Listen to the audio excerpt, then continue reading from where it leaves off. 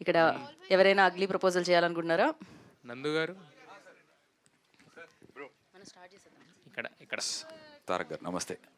Hello hello. జనరల్గా ఎవరైనా hero అంటే హీరో కింద చేయాలి, ఇలాంటి క్యారెక్టర్స్ అంటే హీరోయిక్గా ఉన్న క్యారెక్టర్స్ ఇలాంటి లాస్ట్ టైం చూస్తేనేమో సైక్ సిద్ధార్థ్ అన్నారు, ఇప్పుడు చూస్తేనేమో అగ్లీ స్టోరీ అన్నారు, మధ్యలో దండోరా. సో మధ్యలో దండోరా. అంటే ఈ గాండుగడి కథలో మీకు నచ్చిన ఆ అద్భుతమైన ఎలిమెంట్ ఏంటి? ఇది అగ్లీ స్టోరీ కదా. Thank you for the question sir. నాకు నచ్చిన ఎలిమెంట్ ఏంటంటే సార్, ఈ సినిమాలో నేను ఇందాక మాట్లాడుతున్నప్పుడు చెప్పినట్టు రాముడి కథలే చెప్తున్నాను సార్.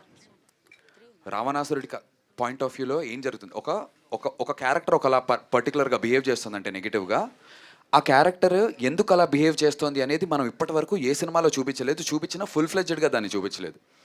ఈ సినిమాలో యాంటాగనిస్టే ప్రొటాగనిస్ట్ కాదు ఉన్నప్పుడు వాడు అలా బిహేవ్ చేయడానికి గల కారణాలు ఏంటి, వాడి చైల్డ్హుడ్లో వాడికి ఏమైనా ట్రామా ఉందా, వాడికి అయినటువంటి గాయాలు ఏమైనా ఉన్నాయా, why is a person like this behaving in a certain way అనేదానికి ఆయన రాసుకున్నటువంటి బ్యాక్ స్టోరీ, ఇవన్నీ కారణాలు. అండ్ స్పెషల్లీ సార్ నాకు ఈ సినిమాలో కొన్ని ఎపిసోడ్స్ ఉంటాయి.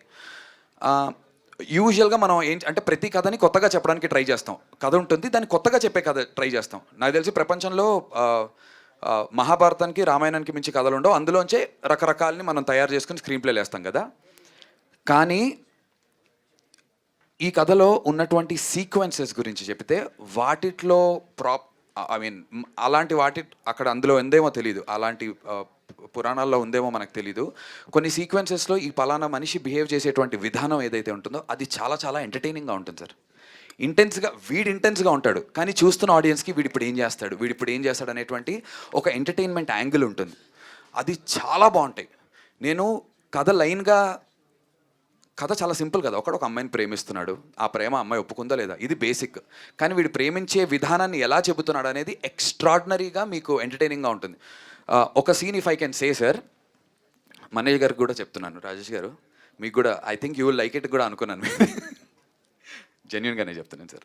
ఫర్ ఎగ్జాంపుల్ ఒక సీన్ ఉంటుంది, అంటే వీడి బిహేవియర్ ఎలా ఉంటుంది అంటే ఎంత కొత్తగా ఉంది, అదొక్కటి చెప్తే మిగతా అన్ని సీన్స్లో మీరు రిలేట్ చేసుకోవచ్చు.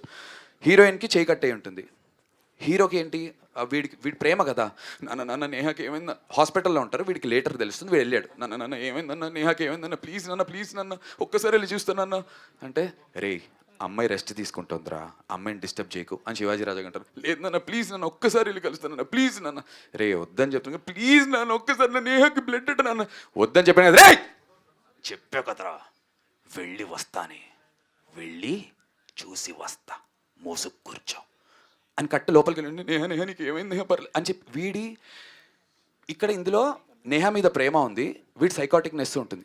సేమ్ ఇదే వీడు తీసుకెళ్ళి ఆ హీరోయిన్ దగ్గర అప్లై చేస్తాడు. నేహా నీకు ఏమైంది, నీకు ఏం కాలేదు కానీ అంటే భయపడుతూ ఉంటుంది.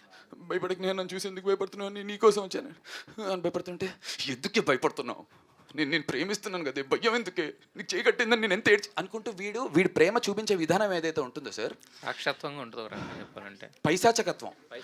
సో నేను మీకు జస్ట్ బేసిక్ 1-2 చెప్పాను సార్. ఆ సీక్వెన్స్ ఒక 10 మినిట్స్ సీక్వెన్స్లో ఉంటాయి, అంటే ఒక 7-8 మినిట్స్ ఎపిసోడ్స్లో ఉంటాయి. ఒక చితిమంట ఎపిసోడ్ ఉంటుంది.